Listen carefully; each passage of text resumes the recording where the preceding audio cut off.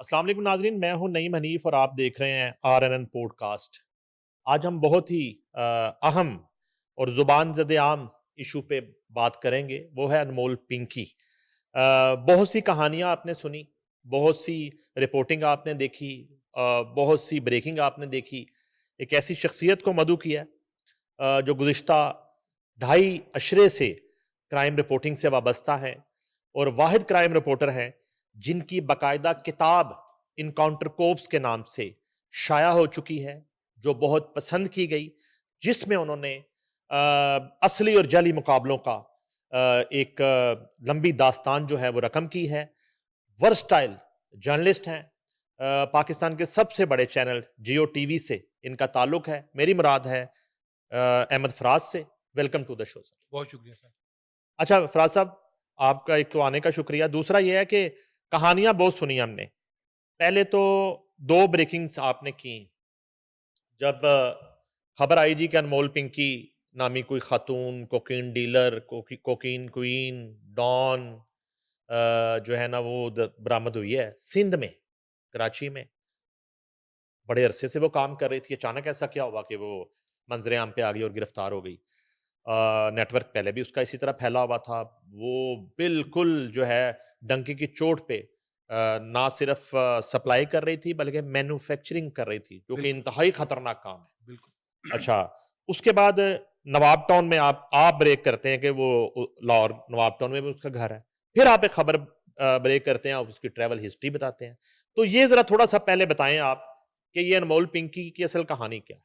बहुत शुक्रिया नईम साहब। अनमोल पिंकी की जो कहानी है ना, वो लोग कहते हैं कि जी कराची में पकड़ी गई है, तो कराची में वो बगैर जो है वो एसओपी उसको अदालत में पेश किया जा रहा है। लेकिन मैं कहूँगा कि उसकी कहानी जो है, वो लाहौर से शुरू होती है। क्योंकि वो लाहौर में ही बैठी हुई थी। वो लाहौर से पकड़ी कैसे गई? कराची पुलिस ने उसको नहीं पकड़ा। किसी वफाकी नारकोटिक्स के इदारे ने उसको नहीं पकड़ा। उसको पकड़ा है आईबी ने। आईबी ने कैसे पकड़ा उसको? आपको पता होगा कि चंद माह कबल सियासतदान कुछ थे सिंध के, उनके बच्चों की डेथ हुई थी। उनके बच्चों की डेथ के बाद उनके फ़ोन नंबर्स को जब आईबी ने जब प्रोब किया कि उनके कॉन्टैक्ट्स किन-किन के साथ थे, किन-किन के साथ हो सकते हैं, नेगेटिव लोगों के साथ या पॉजिटिव लोगों के साथ, तो उनको शॉर्ट लिस्ट किया गया। जब शॉर्ट लिस्ट किया गया तो उस लिस्ट के उसी उसी में जो था ये मौसूफा जो पिंकी हैं, अनमोल उर्फ पिंकी, इनका नाम सामने आया। उसके बाद फिर आईबी ने इनको अपने लोकेटर के ज़रिए लाहौर में नवाब टाउन में एक निजी सोसाइटी में छापा मारकर 2 मई की रात को 8 बजे इसको गिरफ्तार किया। और गिरफ्तार करके उन्होंने लाहौर पुलिस को इसलिए नहीं दिया क्योंकि यहाँ पर उस पे जो मुकदमा तो दर्ज थे, लेकिन उसको किसी भी मुकदमे में एब्सकॉन्डर नहीं किया था, उसको पीओ नहीं किया हुआ था। वो ले गए उसको कराची। कराची के मुकदमात पे वो इश्तहारी थी, तब उन्होंने जाकर कराची पुलिस के हवाले किया। इसमें सबसे अहम बात जो है, मैं नईम साहब आपके प्रोग्राम के और आपके चैनल के तवज्जुह से वज़ीर आला पंजाब को ये कहना चाहूँगा कि देखें, ये जो पिंकी का जो केस है, इसको थोड़ा सीरियस लें। ये लाहौर से पकड़ी गई है।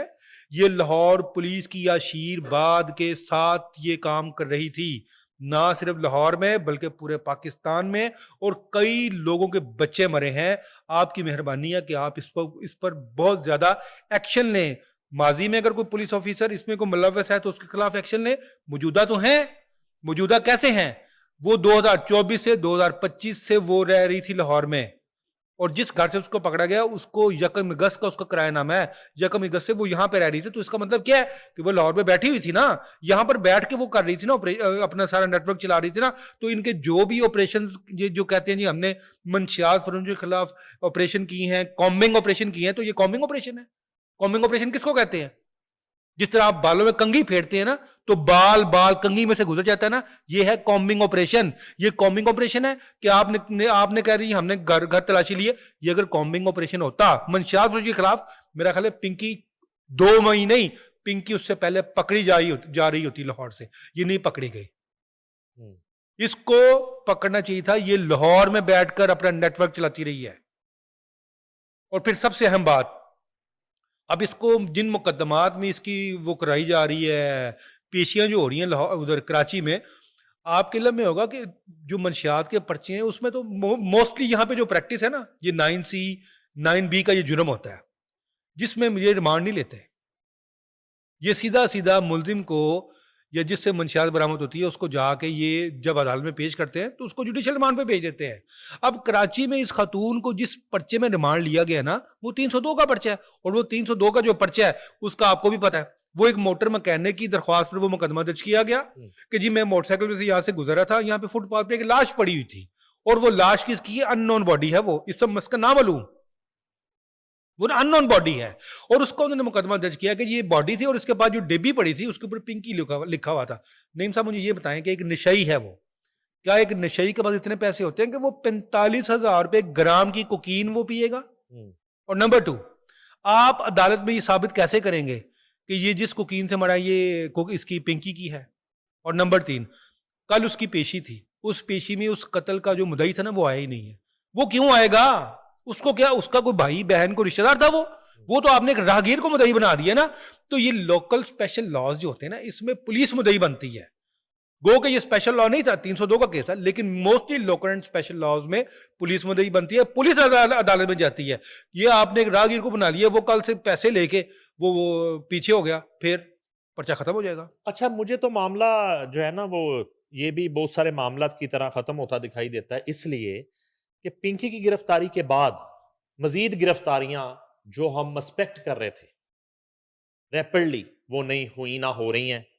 और अगला जो है ना इशू मैं ये समझना चाहता हूं आपसे कि पिंकी की लीगल टीमें भी अदालतों में पेश हो रही हैं, बहुत अच्छा सवाल किया। वकला भी पेश हो रहे हैं जी, उनको कौन पेमटे कर रहा है? यस, वो कौन से नेटवर्क से डेली मीटिंग करते हैं और वो केस की तैयारी करते हैं और वो पिंकी के लिए अदालतों में आ जाते हैं। और पिंकी कभी कह रही होती है कि आपको बाबा जी ने भेजा है, कभी वो राजा परवेज अशरफ का नाम लेती है, कभी किसी का। दो चीजें आपने बतानी है, एक तो ये पेमटे कौन कर रहा है लीगल टीम जो पिंकी के लिए अदालतों में आ रही है, नंबर 1।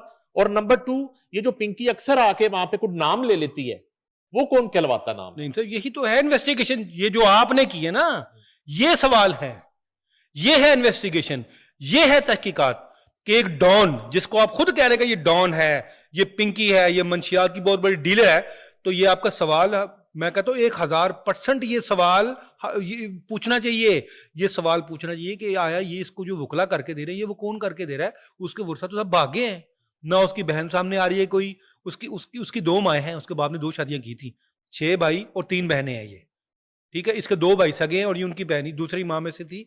2 भाई इसके सगे हैं जिन पर मुकदमा दर्ज हुए हैं और एक इसकी बहन थी। अब देखे ना, ये कोई भी उसका जो खूनी रिश्ता है ना वो अभी तक सामने ये आ नहीं रहा। ये वकील कौन कर रहा है, यही सवाल मेरे माइंड में भी है। ये लीगल टीम कौन भिजवा रहा है, उसको अदालतों में, उसको जेल में कौन सहूलियात मुहैया करा रहा है? ये वही है ना जो उसकी टीम में है, ये वही नेटवर्क है, ये वही सारा गैंग है जो उसको लेकर चल रहा था और जिसकी ये सरबराही कर रही थी। आप ये देखें ना कि उसने पकड़े जाने से 2 दिन पहले उसकी एक ऑडियो टेप आपने देखी थी जिसमें उसने खदशा जाहिर किया था कि मैं या पकड़ी जाऊंगी या मारी जाऊंगी, तो मेरे पास मेरे फलाना ये जानशीन होगा। उसको पता था। अब वो जानशीन तक तो इसके पहुंचे नहीं है, तो कौन से 800 बंदे किनको पकड़ना है इन्होंने? मुझे ये बताया ना, किस सियासतदान को ये पकड़ेंगे? वो तो खुद कहती है कि प्रॉपर्टी टाइकॉन्स, बड़े प्रॉपर्टी डीलर्स, बड़े पॉलिटिशियंस, वो उनके बच्चे मुझसे लेते रहे हैं, ड्रग लेते रहे हैं, ये उनको हाथ डालेंगे? ये पकड़ना किसी को नहीं है, ये फिर करप्शन ही होनी है।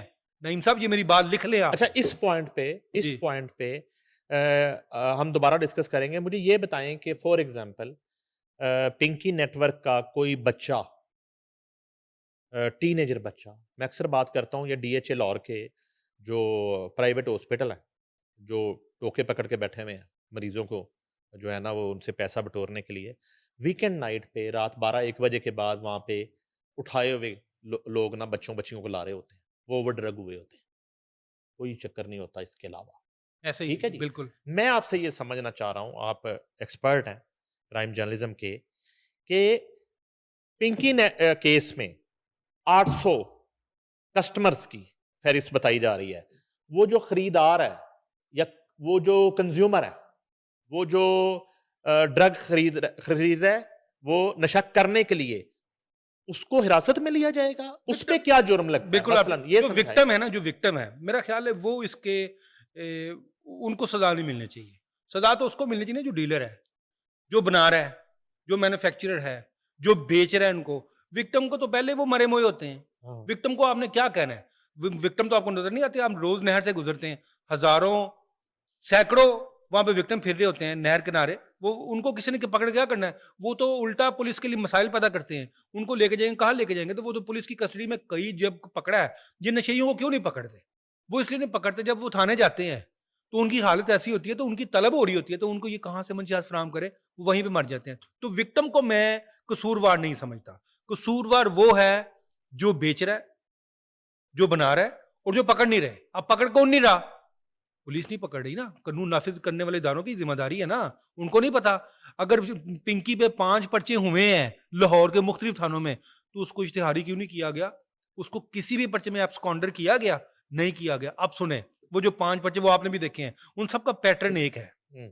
उन सब का पैटर्न एक ही है। तो ये समझने वाली बात है कि वो फिर पर्चा कौन करा रहा था? वो पर्चा वही करा रहा था जो पिंकी को जानता था। ऊपर मेन मुलजिम, प्रिंसिपल अक्यूज ऊपर, और नीचे जाकर लिख दिया था कि जी मैंने ये कोकीन किससे ली? अनमोल पिंकी से। तमाम पर्चों में एंड पे ये लिखा हुआ है। लेकिन इसके लिखने के बावजूद उस खातून को इश्तिहारी नहीं करा रहा, उसका नाम सीआरओ में नहीं डाल रहा, उसके घर का एड्रेस नहीं लिख रहा। अब वो कौन है? मेरी अगर सोच अगर मेरी सोच के मुताबिक या मेरी तफ्तीश के मुताबिक वो राना अकरम ही है। वो राना अकरम ही है। एक्स वो डीएसपी जो है। जी एक्स डीएसपी, उसकी शोल्डर प्रमोशन थी। वो साहब का उसका शोहर है राना अकरम, रिटायर्ड इंस्पेक्टर। वही पर्चे करवा रहा है और फिर वही दिहाड़ी लगाने के लिए उससे पैसे भी मंगवा रहा है। हम्म। तो तुम्हारे पे पर्चा हो गया, पैसे दे दो। क्योंकि ये जितने भी मुल्जमान पकड़े गए हैं, 2 तो उसके सगे भाई थे। अब देखना, एक पर्चे की तहरीर ये है कि उसके भाई को पकड़ा है नासिर को, उसके भाई को पकड़ा है रियाज को गालबन। वो भागा है और वो एमजी गाड़ी चला रही थी अनमोल। वो गाड़ी से नीचे उतरा है। जब उसने किसी को कोकीन देने की कोशिश की तो मैंने उसको पकड़ लिया है। लेकिन अनमोल जो थी वो जोर से जो गाड़ी थी वो भगा के ले गई। ये क्या बच्चों वाली तहरीर है? मुझे ये बताया। वो खुद देने आई हुई थी। वो खुद देने आई थी डिलीवरी। साथ।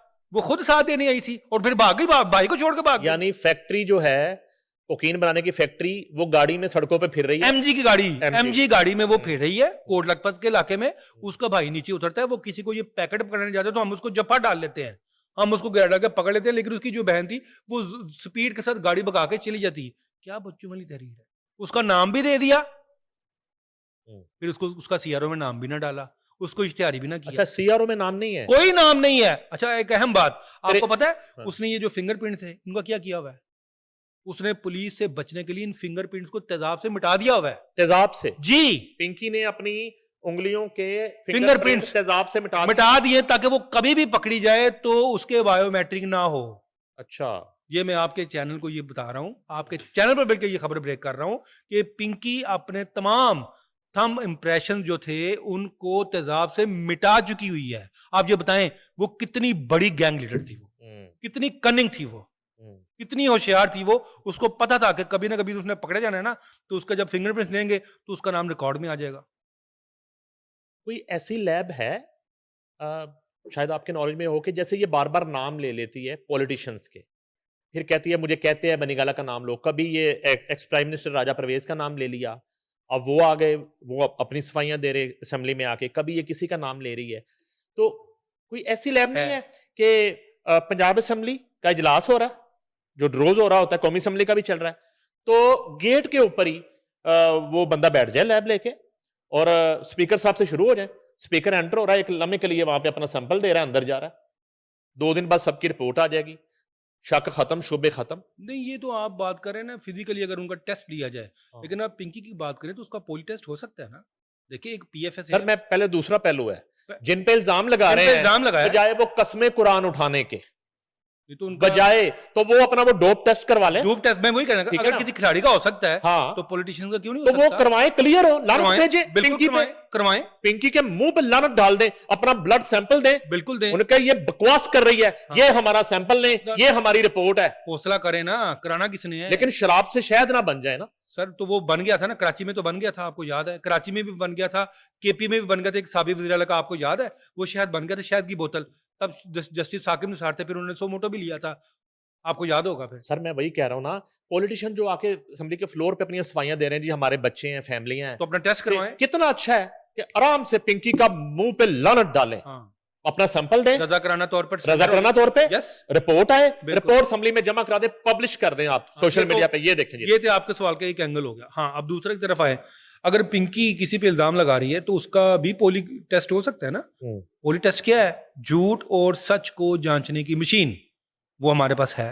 पंजाब फॉरेंसिक साइंस एजेंसी में मशीन है, जिसपे चेयरमैन पीटीआई को लेके जाते थे, आपको नहीं याद? हाँ जी, हाँ जी, वो अभी वो भी जाते नहीं थे, आते नहीं थे, वो आते नहीं थे, पिंडी से उनकी तलबी करवाई गई, वो आए बल्कि मशीन वहां पे ले गए, लेकिन वो नहीं करवाए 2 दफा, उन्होंने नहीं करवाया।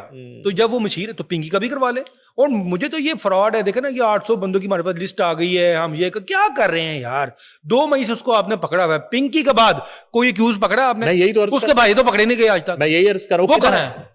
किधर तो फिर क्या काम कर रहे हैं आप? और वो राना करम किधर है? आप राना करम भी नहीं पकड़ा गया, आप उसको कह रहे हैं जी हम रिमांड ले रहे हैं, रिमांड पे रिमांड लिए जा रहे हैं, लिए रिमांड में क्या चीज सामने आई है, मुझे बताएं। अब उसी में वापस आ जाते हैं कि राना करम को किसने छुपा रखा है जी, पिंकी के भाइयों को किसने छुपा रखा है, और पिंकी जैसे ही गिरफ्तार हुई तो किसने फोन किया इन वकला को कि बाजी पिंकी फड़ी गई है, तो जरा आ जाओ। आप आ जाए। तो वो सुबह अदालतों में पेश हो रहे हैं, पिंकी तो अरेस्ट हो चुकी है, पिंकी तो गिरफ्तार हो चुकी है, तो किसने राब्ता किया इनको, फीसें किसने दी?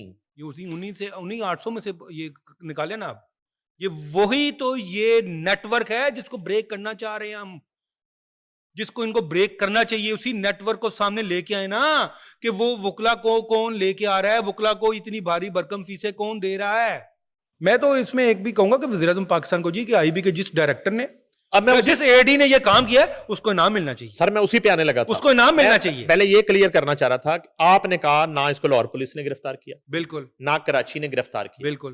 तो आपने कहा कि आईबी के एक टीम ने गिरफ्तार किया, जिसको जाहिर बात है एक ऑफिसर ने लीड किया होगा, Yes, किसी डायरेक्टर ने बिल्कुल, किया होगा, हाँ। Hats off to him, ED और या टीम को हम खराज तहसीन पेश करते बिल्कुल हैं। करते हैं। तो ये काम तो उनका नहीं था, ये फिर सिंध पुलिस और लाहौर पुलिस पंजाब पुलिस क्या कर रही थी? पैसे किसने कमाने हैं, मुझे बताएं, पैसे किसने कमाने हैं? वो 5 से 7 करोड़ जो राना करम ने पिंकी को पहली दफा पकड़ के 2 गाड़ियां, प्लॉट, मकान, 5 से 7 करोड़ रुपए जो उसने लिया है, वो फिर किसके पास जाना है, मुझे बताएं। वो भी तो मुबैना तौर पर रिश्वत गई है ना। पुलिस वाले इसको पकड़ते रहे हैं, वो 5 पर्चे जो हुए, वो पैसे कौन ले रहा था? वो भी तो कहीं जा रहे थे ना। तो उससे अंदाजा लगा लेना आप। इन्होंने तो पैसे कमाने थे, पैसे कमाते रहे, झूठे सच्चे बयानात दे के, झूठे सच्चे प्रेस रिलीज तैयार करके, कितने कॉम्बिंग ऑपरेशन, इतने मुल्जमान, इतनी खवातीन, इतने मुल्जम, और वो मेन जो रिंग लीडर थी, मेन जो थी इस ड्रग की टाइकॉन, मैं तो कहूंगा, वो अपना काम लाहौर में बैठ के करती रही, और किसी ने उसको पकड़ने की जरूरत तक नहीं की। और कहां बैठ के? नवाब टाउन के इलाके में, जहां पर आपके तमाम फार्म हाउसेस वहां पे हैं, तमाम निजी कॉलेजेस वहां पे हैं, तमाम हॉस्टल्स, 1 2 3 नहीं, सैकड़ों हॉस्टल्स है वहां पे, क्योंकि वहां पर 10 से 20 तो निजी यूनिवर्सिटी हैं, और उनके हजारों तालिब इल्म हैं, और उनके हजारों हॉस्टल्स हैं वहां पे, जहां पर ये फराहम करती थी। वो तो मार्केट में बैठी हुई थी ना, अगर देखा जाए तो। और वहां पर वो ये जो कुकीन थी, इस तरह बांटती थी जिस तरह रमजान में राशन बांटा जाता है। रेलेवेंट इदारों में जो है वो लोगों पे पैसे की हवस की पट्टी बंदी थी, पॉलिटिशियंस के बच्चे मरे, और प्रॉपर्टी टाइकॉन्स, बिजनेसमैन्स के बच्चों तक ये जहर उनके लहू में जो है वो घोला पिंकी ने। तो क्या उन पुलिस वालों के बच्चे नहीं हैं जो पैसे के लिए पिंकी को इश्तिहारी नहीं होने देते थे, पैसे के लिए सीआरओ में नाम नहीं डलने देते थे, पैसे के लिए उसको भगा देते थे, कभी वो लाहौर से कराची चली जाती थी, कभी कराची जब प्रेशर आता था लाहौर आ जाती थी। तो ये जहर तो उनके बच्चों तक भी पहुंच सकता है ना? बिल्कुल पहुंच सकता है। ये हवस है ना नईम साहब, ये तो अल्लाह की ज़ात बैठी है ना ऊपर। उन्होंने जिन्होंने इनके बच्चे, लोगों के बच्चे मारे हैं, उनको तो अल्लाह ने पूछ लेना, वो किसी न किसी बीमारी में भी मुब्तला होंगे, किसी न किसी अजाब में तो मुब्तला होंगे ना। जिनके जवान बच्चे मर गए हैं, उनकी उनकी आहें जो है वो तो पहुंचेगी ना, वो तो आसमान तक पहुंचनी है। तो ये कौन सोचता है, मुझे ये बताएं ना। पिंकी ने सोचा था? कभी नहीं सोचा था। क्या लगता है आपको पिंकी केस का फ्यूचर क्या लगता है? आपका एक्सपीरियंस क्या कहता है? देखें, जब ये पकड़ी गई और इतना बड़ा नेटवर्क कभी पहले एक्सपोज हुआ, पकड़ा जाना तो साइड पे करें, एक्सपोज हुआ कभी? यार वो आपको याद होगा मंशिया वो लोहारी में खातून होती थी, बानो को जानते, वो नाम सुना होगा आपने? May be. बानो का और मिसी शाह में एक नज्जा फिजा होता था। हम्म, ये मंशियात बेचते थे लेकिन लोकल लेवल पे ये बेचते थे। उसका तो जवान बच्चा भी मर गया था गालबन एक्सीडेंट में। हम्म, नज्जा फिजा जो था ना, उसका जवान बच्चा मर गया था। तो वो खातून जो बानो भी वो भी मर गई। तो उस बानो के बाद मेरा ख्याल है अगर कोई खातून का जिसका नाम आया है ये मंशियात की दुनिया में, तो ये पिंकी है। First lady was Bano and second is Pinky. क्या होगा तफ्तीश किसी स्टेज पे जब उधर के रिमांड ख़त्म होते हैं या सज़ाएं होती हैं, सीसीडी करेगी, नहीं करेगी? और उसके बाद मैंने ये भी पूछना है कि सीसीडी का जो जाहो जलाल कुछ अरसा पहले था, स्पीड स्लो लग रही है मुझे तो। पहले आपका सवाल का जवाब दे दें कि आपने जो बात की ना पिंकी के फ्यूचर की, तो ये देखिए ये एक बड़ा लंबा प्रोसेस होता है। एक केस में मैक्सिमम 14 दिन का रिमांड हो सकता है। तो वो कई केसेस हैं उनमें रिमांड उसके हो रहे हैं। रिमांड के बाद उसका जो है वो चालान प्रोसिक्यूशन ब्रांच में जमा करवाया जाएगा। फिर उसका जो है वो निकलेगा, उसकी तारीख निकलेगी, फिर कहीं जाके ट्रायल शुरू होंगे। तो ये एक लंबा प्रोसीजर है। उस प्रोसीजर के बाद ही लाहौर वाले जो हैं वो उसको फिर वहाँ से उसकी तलबी करा सकेंगे। लेकिन मुझे लगता है कि वहीं पे ये केस जो है ना वो दब खप जाएगा। तो फिर जिस तरह जब ये पिंकी का जिस दिन पहले दिन हमने जो देखा था उसकी एंट्री जो थी अदालत में, तो उस दिन मैं देख रहा तमाम चैनल्स की टॉप स्टोरी क्या थी? पिंकी। फिर उसके बाद इस वाक़े को आज मेरा ख़्याल है कोई 10 दिन होने को हैं।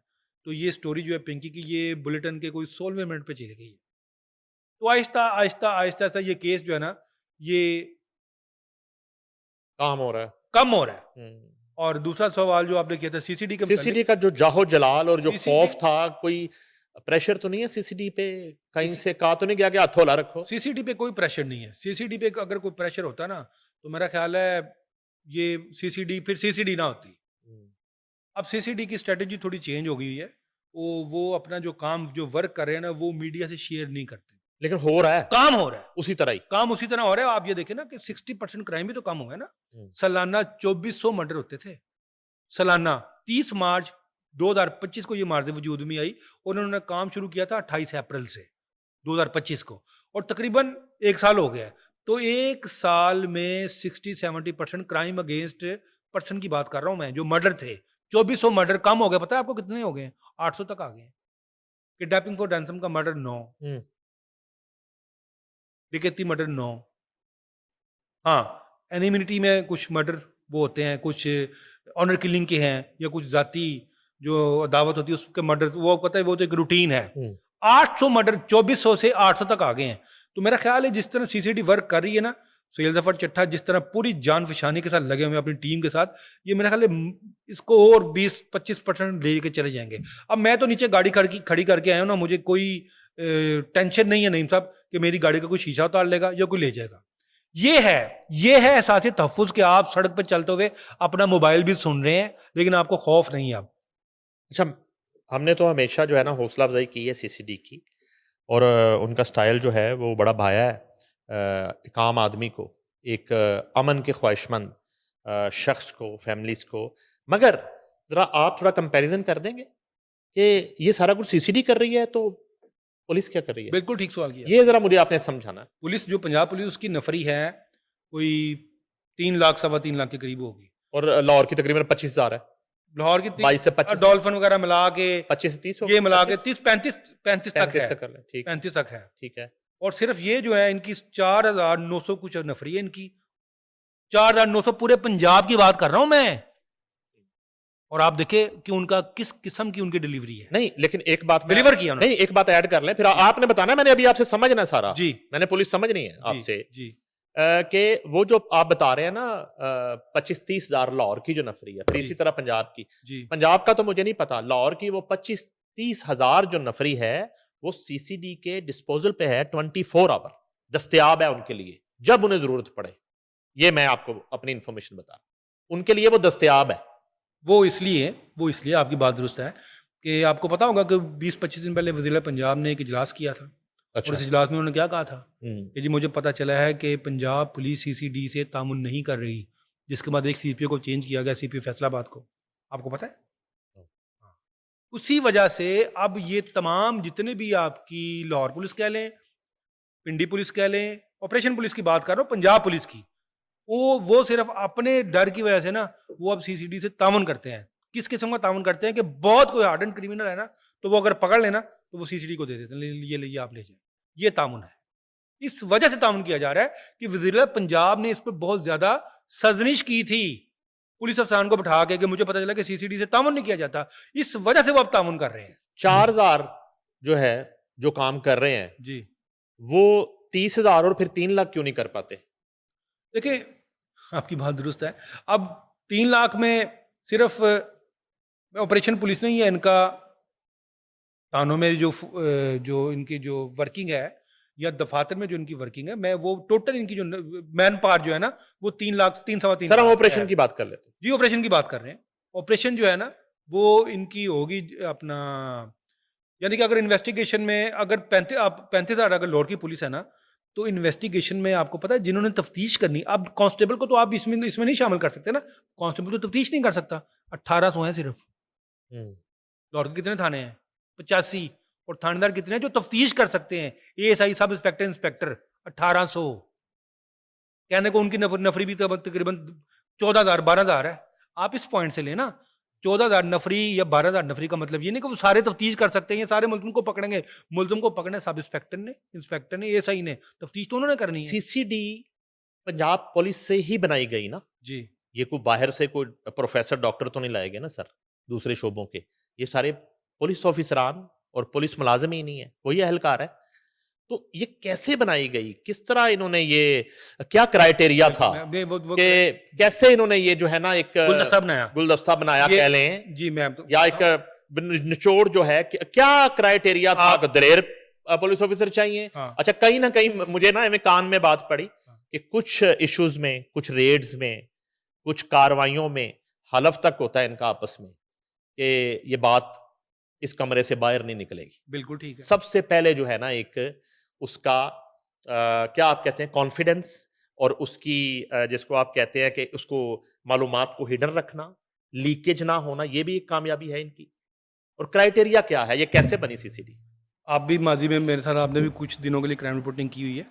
ये कोई स्पेशल फोर्स इसके लिए नहीं बनाई थी। ये तमाम डिवीजन्स में जो सीआईए पुलिस थी ना, जो सीआईए पहले काम कर रही थी, जो एग्जिस्ट कर रही थी, ये उनका नाम चेंज करके सीसीडी रख दिया गया। स्टाफ वही है, इनकी ट्रेनिंग भी कोई अलग होती है? कोई ट्रेनिंग इनकी ट्रेनिंग वही है। इनकी इस ट्रेनिंग में आपको बताता हूँ, ये सीसीडी के तो बाकायदा इन्होंने कानून साजी की है ना, क्योंकि पहले जो सीआईए थी वो होती थी जवाबदेह अपने डीपीओ को, अपने आरपीओ को, या अपने सीपीओ या सीपीओ को। इसकी बाकायदा जो कानून साजी हुई है, ये सिर्फ और सिर्फ जवाबदेह है अपने एक एडिशनल आईजी को, जिनका नाम है सुहेल जफर चट्टा।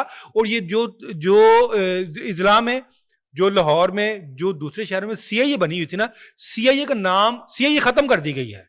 सीआईए का जो स्टाफ है वो वहीं पे एग्जिस्ट कर रहा है, वो बिल्डिंग्स भी वहीं पे एग्जिस्ट कर रही हैं, सिर्फ इसका नाम चेंज करके सीसीडी रख दिया गया, क्राइम कंट्रोल सर, मैं डिपार्टमेंट। आपको जिस पॉइंट पे लाना चाह रहा हूं, जी आपने फरमाया कि ये पंजाब पुलिस से ही सीआईए बनी, जी, और उसी नफरी से फिर ये सीसीडी बन गई, नाम चेंज कर दिया। नाम चेंज कर दिया जी। गया। है तो पुलिस ही। जी मैं आपसे समझना सर ये चाह रहा हूं, आपके तजुर्बे से फायदा इस्तेफादा करना चाह रहा हूं कि जिस तरह 4000 सीसीडी के लोग जो हैं, उनका आज एक रोब है, आज एक टेरर है, आज जो है ना, आपने कहा कि सड़क पे जाती हुई किसी माँ बहन बेटी को कोई हाथ लगाते हुए पहले ये सोचना पड़ता है कि ये हाथ नहीं रहेगा 2 दिन के बाद, या नेफे में पिस्तौल या नेफे में चल जाएगा। पिस्तौल चल जाएगा। जी तो ये मिजाज, ये रवैया तमाम उधर की नफरी में क्यों नहीं आ जाता? आपका, मैं अब समझाऊं, आपका कहने का मतलब ये है कि ये जो अब एक मैकेनिज्म बनाया गया है, जी। ये मैकेनिज्म पहले क्यों नहीं था? देखें, ये पहले भी था, लेकिन पहले इस हद तक उसको फ्लैश नहीं किया जा रहा था। नेफे की जो आपने बात की ना, नेफा में पिस्टल, या मैं जी किसी खातून को छेड़ा तो मैं मोटरसाइकिल पे जा रहा था, मैं खंबे से जाकर टकरा गया, मेरा बाजू टूट गया, तो ये पहले इस किस्म का, ये जिसे कहते हैं ना, ये फॉर इंसाफ। फॉर इंसाफ पहले नहीं था। तो ये जिसे कहते हैं ना फॉर इंसाफ, ऑफ द रिकॉर्ड इंसाफ, या स्ट्रीट जस्टिस जिसे कहते हैं आप, ये अब शुरू है। ये अब शुरू है। पहले भी मुकाबले होते थे, हमेशा हुए हैं मुकाबले। कब मुकाबले नहीं हुए? सीए ने हमेशा मुकाबले ही किए हैं। चाहे वो जली हैं, चाहे वो असली हैं, लेकिन सीसीडी को मैं क्रेडिट दूंगा, उनके भी मुकाबले हुए हैं, 2 जवान भी उनके शहीद हुए हैं। पिछले 1 डेढ़ माह में 2 जवान उनके शहीद हुए हैं और काम तो वो कर रहे हैं और फेस भी कर रहे हैं वो। लेकिन अब जो एक ज़्यादा एक खौफनाक बात है ना, जिस तरह उनके 2 जवान शहीद हुए ना, इसका मतलब ये है कि अब रिएक्शन आना शुरू हो गया है। हम्म, अब वो थोड़ा-सा इनको अपनी स्ट्रैटेजी चेंज करनी पड़ेगी। यानी कि अब अगर सीसीडी वाला कहीं जाएगा ना, तो उसको ज़हन में होना चाहिए कि जिसको पकड़ने के लिए जा रहे हैं, उसको पता है कि जे मैं फड़या गया ना, तो मैं मारा जाना, मैं जेल च नहीं जाना। जिसको ये पता है कि मैं मारे जाना, तो ज़ाहिर है वो रिएक्शन हम्म। करेगा। जब वो रिएक्शन लेगा, तो फिर जान भी लेगा। जिस तरह ये 2 जानें गई थी, कीमती जानें गईं, 2 जवान आखिर में शहीद। ये बताएं कि आपको लगता है कि सीसीडी अगर उसकी वजह से क्राइम रेशो कम हुई है सूबे में, लाहौर में, तो उन्हें मजीद वेल इक्विप्ड करने की जरूरत है। उनको गाड़ियाँ दें, उनको मज़ीद स्टाफ दें। हम्म, देखिए, उनके पास जो बिल्डिंग्स हैं, उनको मज़ीद रेनोवेट करें, उनको मज़ीद देखिए, उनके पास जो है ना, अभी तक वो पुराना ही अपना स्टाइल चल रहा है। गाड़ियाँ भी उनके पास इंफ्रास्ट्रक्चर जो है वो ये वो है। पुराना ही है, इंफ्रास्ट्रक्चर जो है। उनको थोड़ा-सा उनको मज़ीद